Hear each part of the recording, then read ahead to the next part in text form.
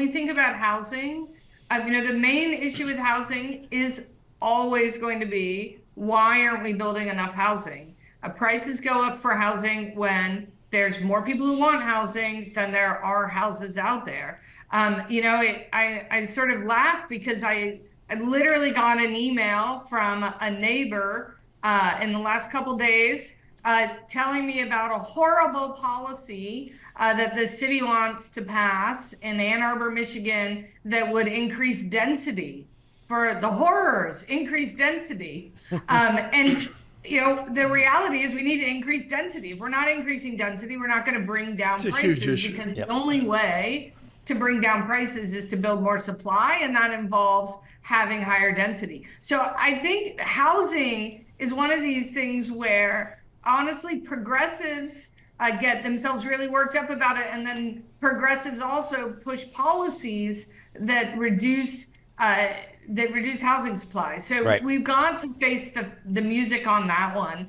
I think it's very, very different from grocery price inflation. I think grocery price inflation, it is really the grocery prices aren't going to come down, but they are going to stabilize, and they already have stabilized. And I think we're just going to have to adjust. So, Professor, can you talk to us about the labor market here? We've seen some really strong labor data recently. I mean, the labor market's been so resilient here.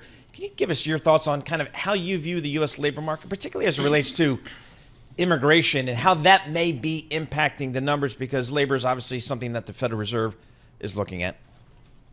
Well, that's what I was saying earlier, is that what the Fed cares about is, we think that the labor market could be inflationary if the companies are trying to hire and there aren't any additional people to hire. So what will they do instead? Well, they'll start competing over employees, and that competition will push up wages, and that pushing up of wages will spur inflation, because if you're paying your workers more, ultimately you're going to charge your customers more.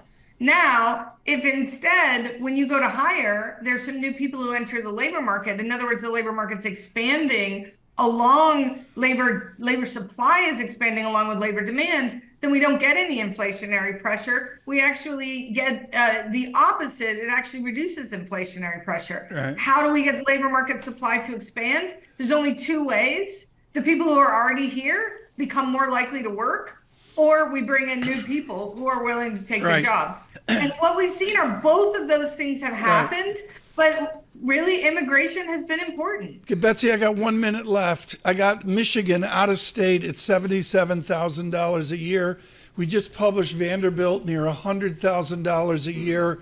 When are we going to get a handle on the madness of college cost?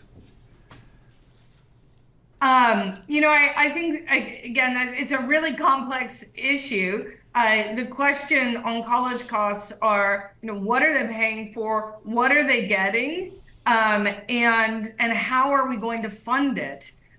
So there's tuition, and then there's, all sorts of things that people do on campus. Right. I think we got to decompose that. And then the last thing to note is, remember, those sticker prices do not reflect what most people actually pay. So as long as we have rising inequality, we're going to have higher sticker prices, so that we can have the people who are paying the most help subsidize the people who can't afford that.